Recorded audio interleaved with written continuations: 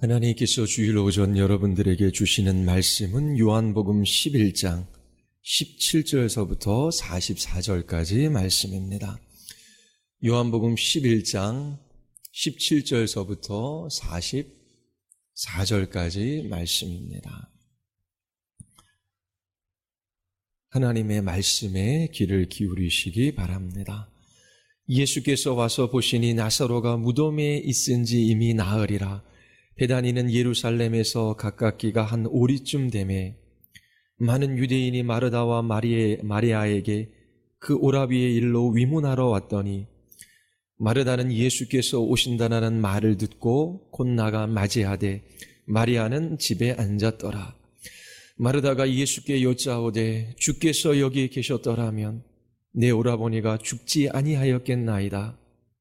그러나 나는 이제라도 주께서 무엇이든지 하나님께 구하시는 것을 하나님이 주실 줄을 아나이다.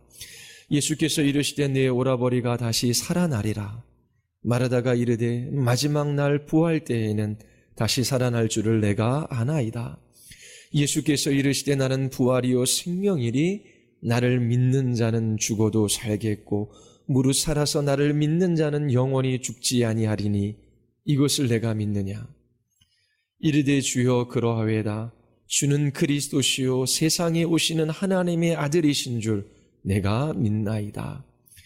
이 말을 하고 돌아가서 가만히 그 자매 마리아를 불러 말하되 선생님이 오셔서 너를 부르신다 하니 마리아가 이 말을 듣고 급히 일어나 예수께 나아가매 예수는 아직 마을로 들어오지 아니하시고 마르다가 맞이했던 곳에 그대로 계시더라.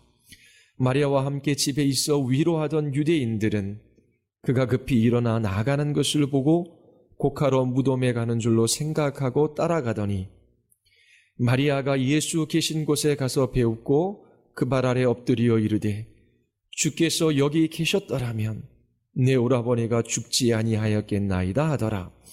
예수께서 그가 우는 것과 또 함께 온 유대인들이 우는 것을 보시고 심령에 비통히 여기시고 불쌍히 여기사 이르시되 그를 어디 두었느냐. 이르되 주여 와서 보옵소서 하니 예수께서 눈물을 흘리시더라. 이에 유대인들이 말하되 보라 그를 얼마나 사랑하셨는가 하며 그중 어떤 이는 말하되 맹인의 눈을 뜨게 한 이 사람이 그 사람은 죽지 않게 할 수 없었더냐 하더라.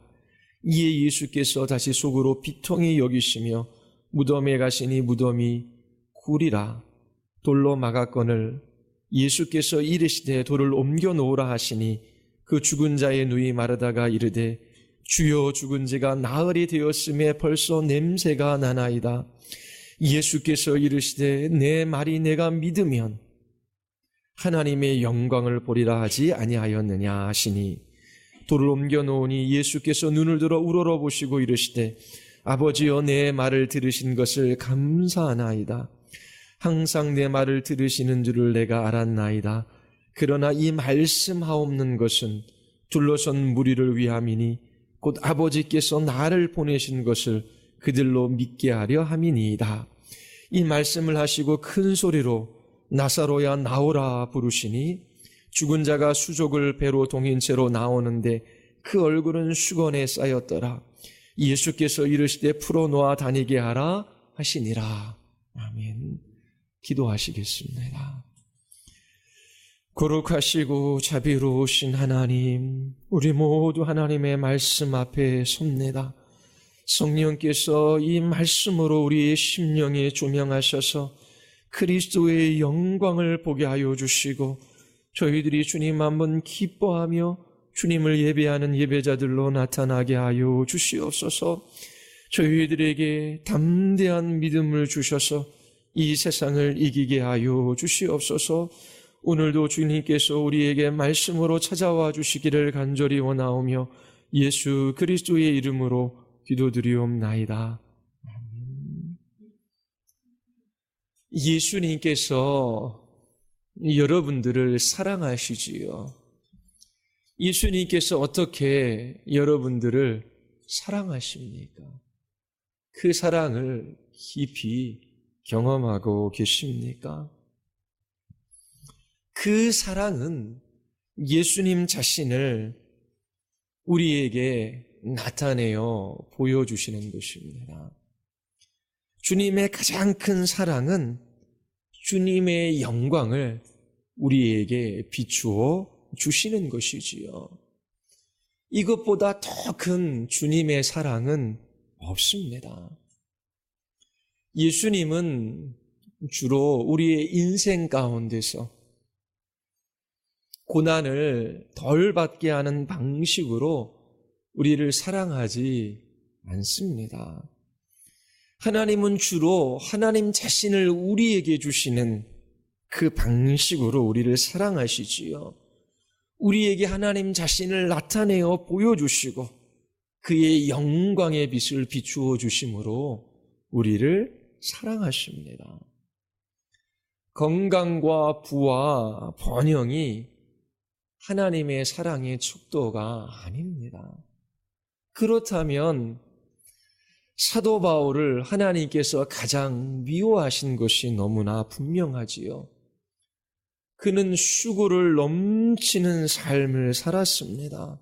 그러나 많은 위험에 직면할 수밖에 없었어요. 아시아에서 당한 그 고난으로 인하여 살 소망까지 끊어졌더라고 그는 말하고 있습니다. 여러분들은 하나님의 사랑을 어디에서 경험하고 계십니까? 혹 고난 가운데 하나님이 나를 사랑하시지 않는구나 라고 생각하며 그 사랑을 의심한 적은 없으십니까? 성경은 하나님의 영광을 보는 창입니다. 하나님의 이 계시의 말씀을 통하여 하나님 자신이 어떠한 분이신지 우리에게 알려주시지요. 여러분들의 마음이 이 하나님의 사랑에 거하기를 바랍니다. 여러분들의 온 마음을 주님의 아름다움과 이 영광에 빼앗기기를 바라요. 사람들은 자기 자신이 사랑하고 좋아하는 것을 따라 살아가게 되어 있습니다. 타락한 죄인들은 은근히 하나님을 대적해요. 하나님 앞에 불순종하는 삶을 살아가지요. 빛보다 어두움을 더 사랑하기에 예수님을 배척합니다. 그래서 참으로 아름답고 위대하고 탁월한 주님을 보지 못합니다. 주님 자신을 주시는 이 놀라운 사랑에 마음을 빼앗긴 적이 없기에 이 세상에 보잘것없는 것들의 마음을 빼앗기며 그것이 영원한 것인 것처럼 그런 것들에 매여 종노릇하며 살아가는 것이지요. 여러분들이 참으로 사랑할 한 분 예수 그리스도를 사랑할 수 있게 되기를 바랍니다. 예수님 자신을 여러분들에게 나타내어 보여주셔서 이 하나님의 말씀을 더욱더 사랑하고 이 성경을 통하여 주님의 이 놀라운 사랑에 놀라며 감격한 삶을 살아갈 수 있게 되기를 바랍니다. 지금 예루살렘 근처에 있는 베단이라고 하는 이 마을 바깥에서 서로 다른 세 사람이 예수님 앞에 서 있습니다. 그들 모두는 나사로를 향한 이 예수님의 사랑에 의혹을 품고 있지요. 예수님께서 나사로가 병들었다라고 하는 소식을 들으셨음에도 불구하고 그 계시던 곳에 이틀을 더 머무셨기 때문입니다. 예수님께서 나사로가 병들었다라고 하는 소식을 듣자마자 베다니로 가셨다라면 나사로는 죽지 않았을 거예요. 그러나 예수님은 가지 않으셨습니다.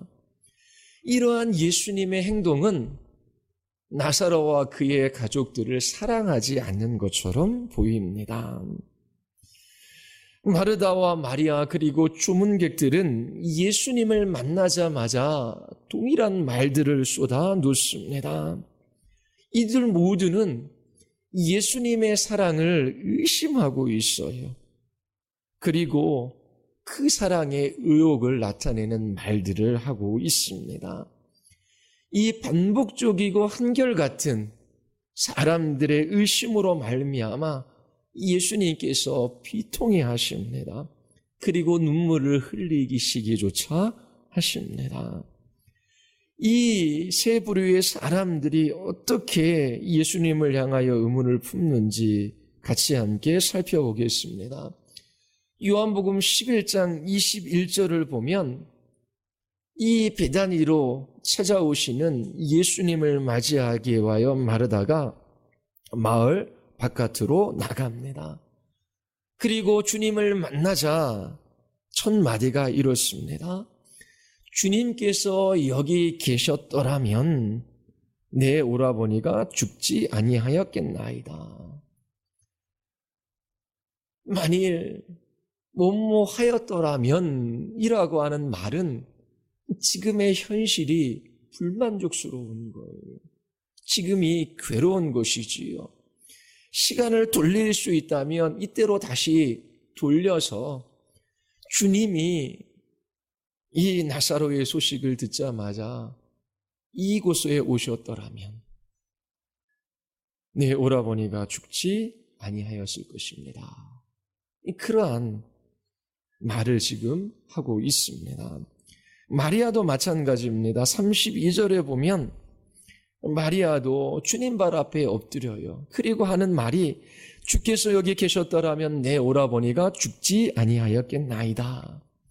37절에 보면 마리아가 예수님을 만나러 나아가자 이 조문객들은 이 마리아가 애곡하기 위하여 무덤에 가는 줄 알고 따라 나섭니다.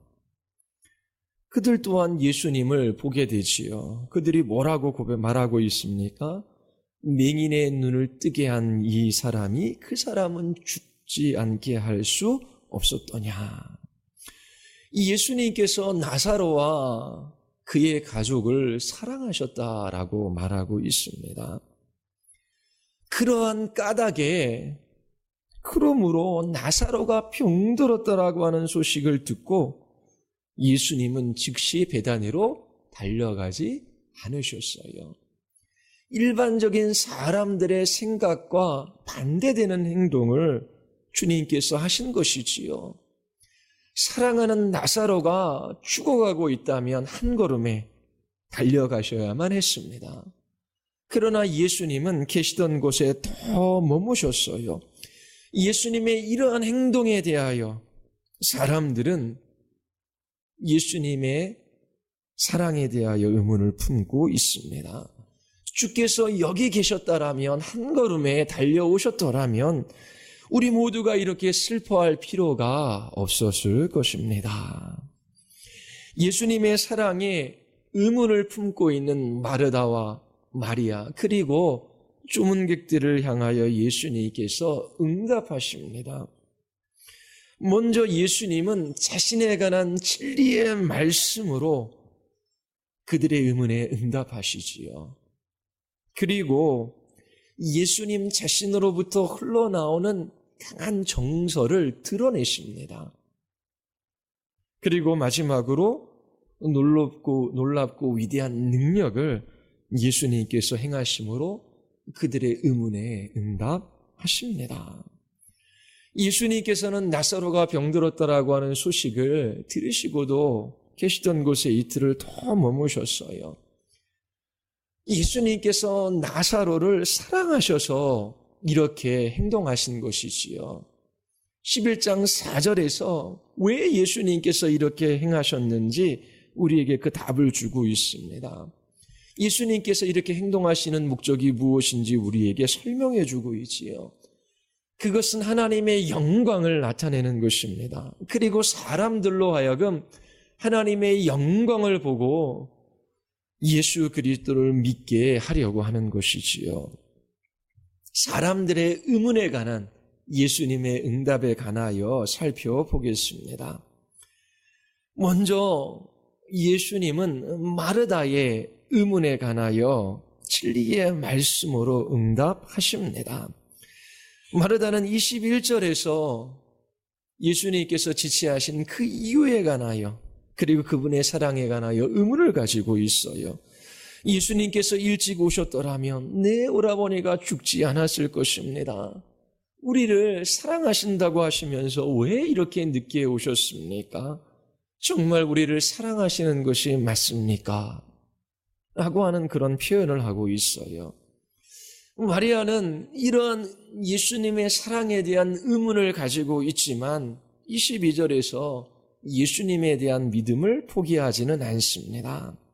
그러나 이제라도 나는 주님께서 하나님께서 구하시는 것은 무엇이나 하나님께서 다 이루어 주실 줄 압니다. 예수님께서 23절에서 마르다의 믿음에 관하여 답하셔요. 내 오라버니가 다시 살아날 것이다. 마르다가 예수님께 다시 말하지요. 마지막 날 부활의 때에는 다시 살아날 줄을 내가 아나이다. 예수님께서 다시 말씀하셔요. 나는 부활이요 생명이니 나를 믿는 자는 죽어도 살겠고 무릇 살아서 나를 믿는 자는 영원히 죽지 아니하리라. 내가 이것을 믿느냐? 예수님께서 진리의 말씀으로 자신의 영광을 나타내시지요. 나는 부활이요 생명이다.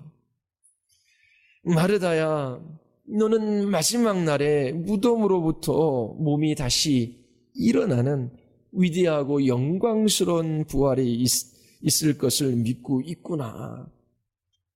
그 날에 메시아가 함께 올 것이라고 생각하지 내가 바로 그 메시아 그리스도란다.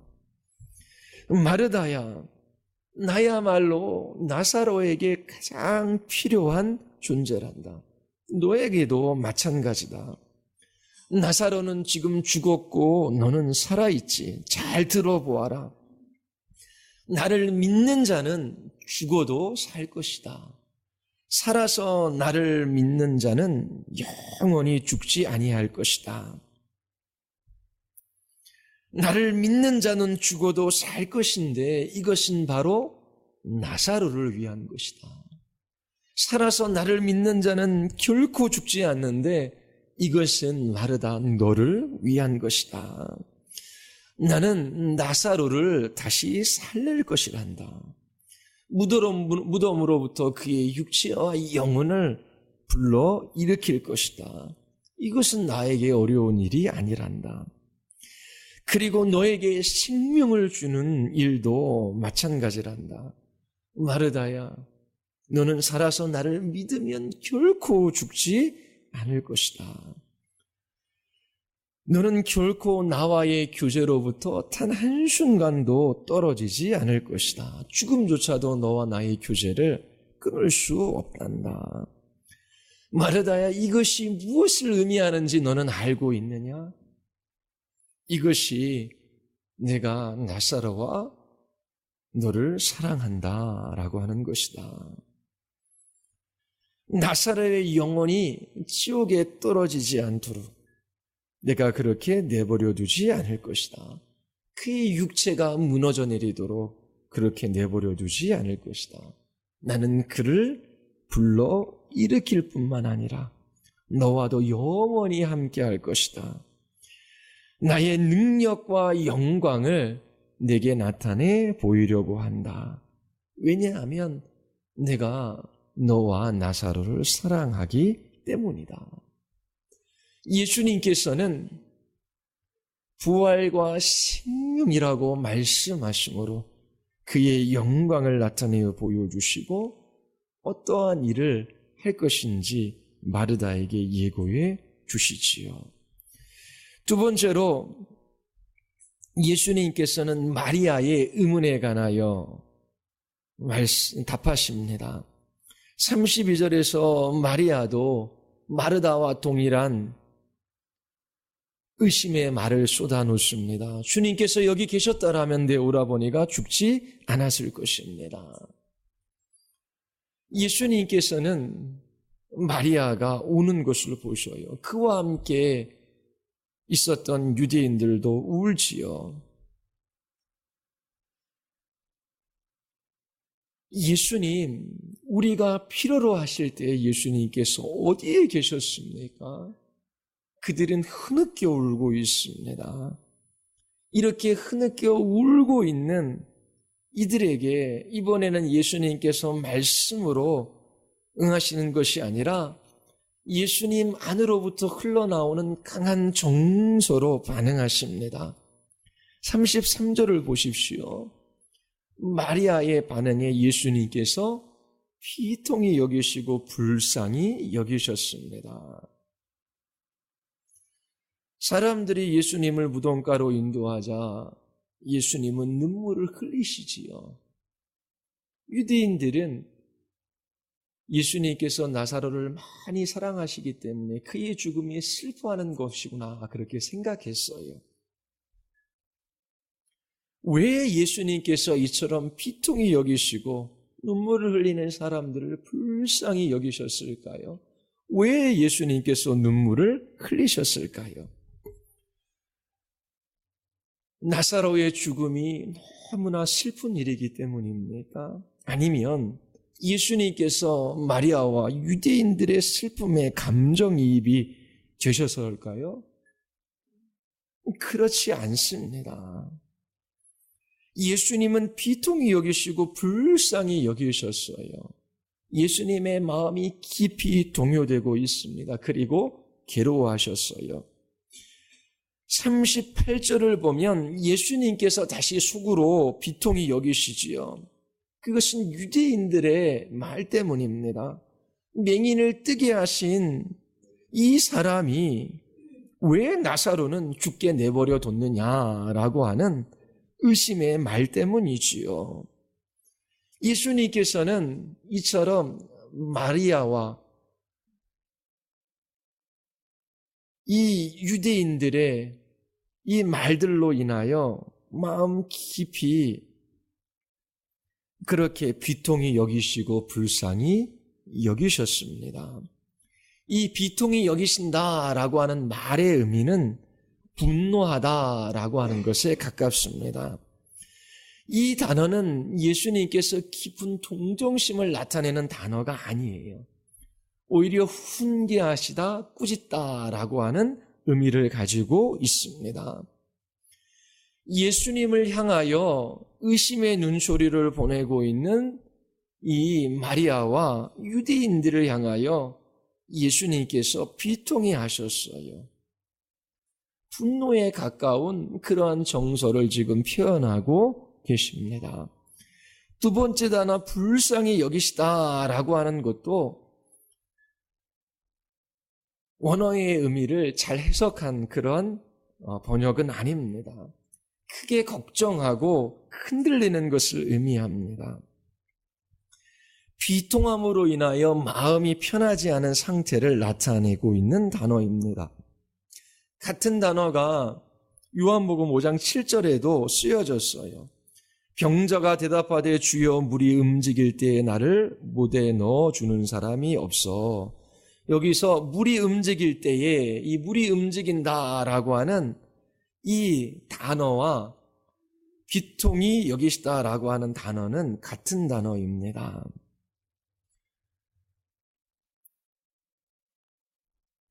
그리고 14장 1절에도 동일한 단어가 사용되어지는데 14장 1절에 보면 너희 마음에 근심하지 말라. 이 근심하다라고 하는 단어와 비통하다라고 하는 단어가 같습니다. 근심은 긍정적인 감정이 아니지요. 예수님께서 마음이 흔들리고 계셔요. 마음이 격동되셨고 힘이 괴로워하고 계십니다.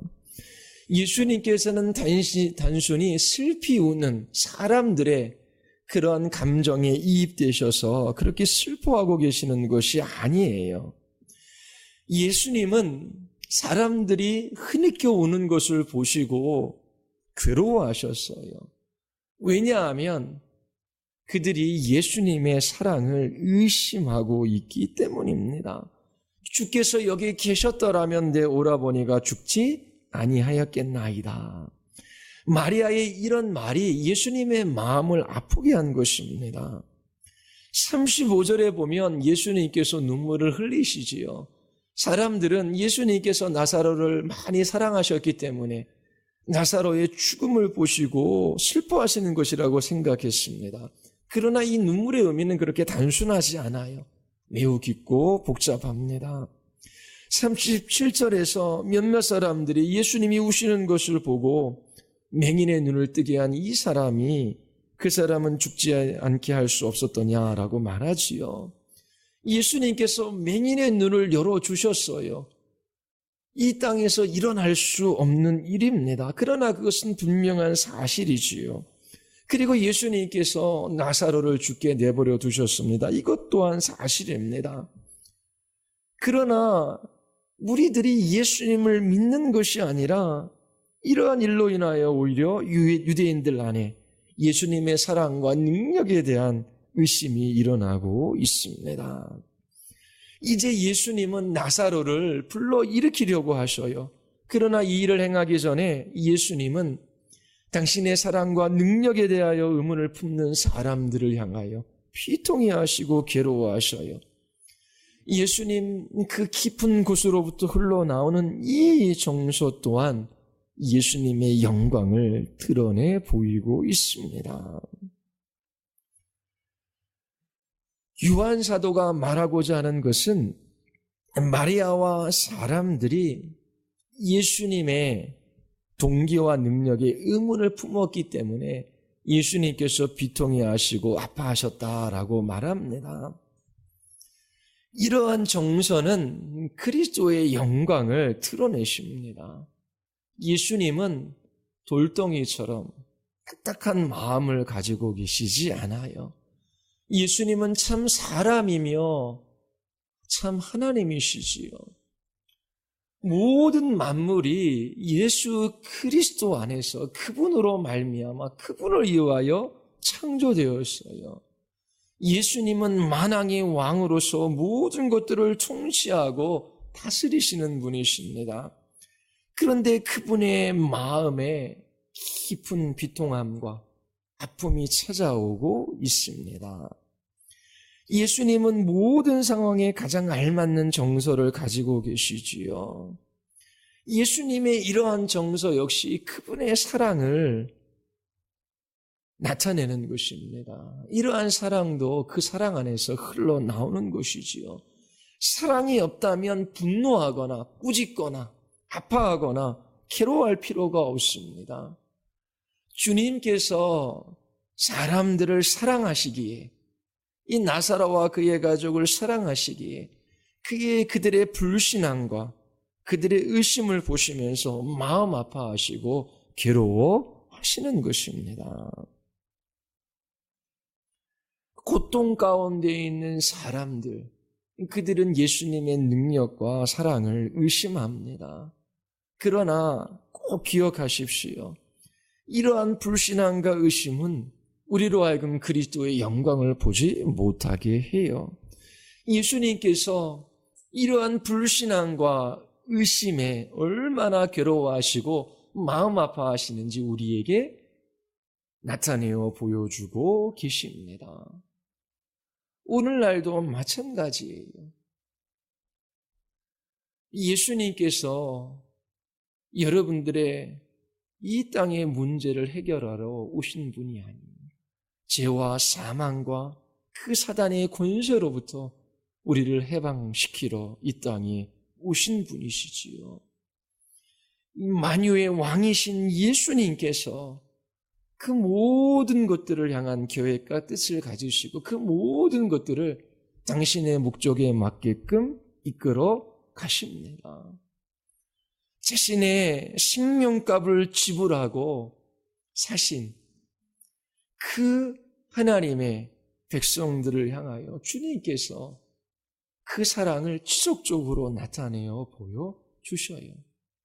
예수님 자신을 우리에게 계시해 주시는 것이지요. 그런데 사람들은 예수님께 다른 것을 요구합니다. 참 사랑이 아니라 얕은 사랑들을 보기를 원하는 것이지요. 예수님께서 이처럼 예수님을 바라보지 못하고 예수님의 능력을 의심하고 그 사랑의 의혹을 품는 사람들을 향하여 괴로워하시고 아파하신다라고 하는 이 사실을 생각하십시오. 이것 또한 예수님의 사랑으로 인하여 나타나는 정서입니다. 이처럼 예수님께서는 불신앙과 의심 속에 있는 사람들을 향하여 이러한 강한 정서들을 드러내심으로 당신의 영광을 나타내십니다. 예수님께서 마르다의 의심과 의문에 관하여 당신에 관한 진리의 말씀으로 응하셨지요. 그리고 마리아와 무리들의 의심에 관하여 당신 자신으로부터 흘러나오는 강한 정서를 드러내셨어요. 이제 마지막으로 예수님께서 그 크신 능력을 행하심으로 당신의 영광을 나타내십니다. 39절을 보십시오. 예수님께서 돌을 옮겨 놓으라 라고 말씀하셔요. 그런데 마르다는 한 번도 예수님이 하고자 하시는 그 일에 의문을 품습니다. 주여, 죽은 지가 나흘이 되었음에 벌써 냄새가 나나이다. 예수님께서 죽은 오라버니를 살려주실 것이라고 완전히 확신하지 못하고 있습니다. 예수님께서는 4절에서 나사로의 병이 죽을 병이 아니라 하나님의 영광을 위한 것이라고 말씀하셨어요. 하나님의 아들이 이 질병으로 영광을 받을 것입니다. 이제 예수님께서 40절에서 말씀하셔요. 내가 믿으면 하나님의 영광을 보게 되리라. 내가 내게 말하지 않았느냐라고 하시지요.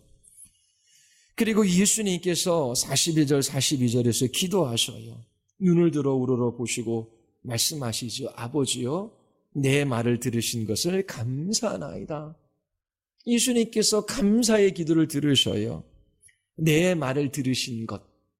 예수님께서 이미 기도하고 계셨던 거예요. 나사로의 이 질병에 관한 소식을 들으셨을 때에 이 질병은 죽을 병이 아니라 하나님의 영광을 나타나기 위한 것이구나. 그러면서 나사로를 위하여 이때서부터 예수님께서 기도하셨습니다. 이 나사로의 육체가 부패되지 않도록 하나님께서 이 나사로를 지켜주시도록 그렇게 기도하신 것이지요. 그래서 죽은 지 나흘이나 되었지만 이 마르다는 시체가 썩어 냄새가 날 줄 알았는데 그 어디에도 이 나사로의 시신이 부패해서 냄새가 난다라고 하는 그런 말이 없습니다. 41절에서 아버지여 내 말을 들으신 것을 감사나이다. 이미 예수님께서는 기도하셨고 그 기도에 하나님께서 응답하신 것을 감사하고 있습니다. 기도하신 후 얼마가 지난 후 예수님께서 그처럼 아들의 기도에 응답을 하신 것이지요. 그리고 42절에서 내 말을 들으시는 줄을 내가 알았나이다. 그러나 이 말씀하옵는 것은 둘러선 무리를 위함이니 곧 아버지께서 나를 보내신 것을 그들로 믿게 하려 함이니이다. 모든 사람이 하나님 아버지와 예수님이 하나이신 것을 볼 수 있게 되었어요. 예수님께서 나사로를 향하여 크게 외치십니다. 나사로야 나오라. 그때 죽은 자가 수족을 배로 동인 채로 나옵니다. 그 얼굴에 수건이 쌓여 있지요. 예수님께서 그 수건과 그 배를 풀어서 다니게 하라라고 말씀하십니다. 예수님의 영광이 나타났습니다. 죽은 나사로를 불러 일으키셨지요. 어떻게 이런 일들이 가능합니까? 예수님이 부활이요 생명이시기 때문에 그래요. 나를 믿는 자는 죽어도 살겠고 살아서 나를 믿는 자는 영원히 죽지 아니하리라 라고 말씀하셨어요. 역사의 마지막 날에 우리는 우리의 육체뿐만 아니라 모든 것이 영광스럽게 변화될 거예요. 믿는 여러분들이 죽음으로부터 부활할 것입니다. 그리고 아버지의 나라에서 해같이 빛날 거예요. 나사로의 이 부활 사건은 장차 여러분들에게 있을 그 부활을 미리 보여주고 있습니다. 예수님께서는 그 크신 능력과 영광 가운데 이 땅에 다시 오십니다. 이 나사로의 부활 사건은 오실 위대하신 왕이신 그리스도의 영광을 우리에게 보게 하는 창입니다. 하나님께서 여러분들에게 이 설교를 통해서 말씀하고 계셔요. 내가 너를 사랑한단다. 내가 너를 사랑하지 않아서 고통과 고난 가운데 두는 것이 아니란다. 나의 사랑은 단지 고난과 고통을 면하게 하는 것에 있지 않단다. 나의 사랑은 나 자신을 너에게 선물로 주는 것이다. 내 영광을 너에게 나타내어 보여주는 것이다. 나는 부활이요 생명이다. 이것이 바로 나의 영광이다 라고 말씀하시지요. 부활과 생명이 되시는 예수 그리스도 그분을 바라보십시오. 나의 구주 나의 하나님으로 예수 그리스도를 영접하십시오.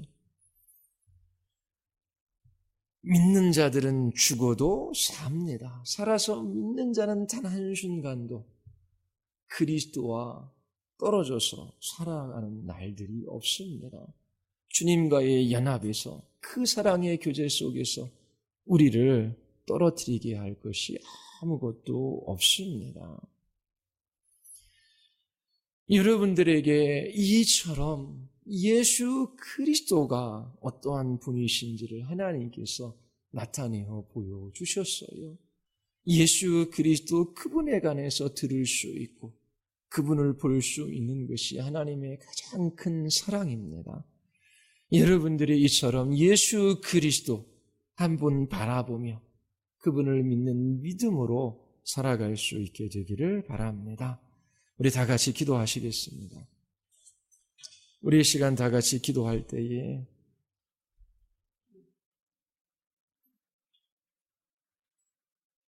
하나님, 우리의 마음이 높고 위대하신 주님의 그 아름다움에 그렇게 있기를 바랍니다. 우리의 마음속에 주님 한 분으로 가득 차기를 원합니다. 하나님의 가장 큰 사랑, 주님 자신을 우리에게 선물로 주시고 그분의 영광을 우리에게 나타내어 보여주셨습니다. 부활이요 생명이신 예수 그리스도 한 분으로 인하여 저희들이 기뻐하게 하시고 저희들이 확신 가운데 하루하루를 살아가게 하여 주시옵소서. 고난과 고통 가운데 두려워하거나 염려하거나 하나님 의심하지 말게 하여 주시고 믿음으로 살게 하여 주시옵소서. 우리 자신의 연약함으로 인하여 죄된 본성으로 인하여 낭망하는 때들이 많이 있습니다. 이러한 죄인들을 사랑하셔서 주님 자신을 나타내어 보여주시고 한 몸 이루게 하신 큰 놀라운 십자가의 은혜를 날마다 붙들게 하여 주시옵소서.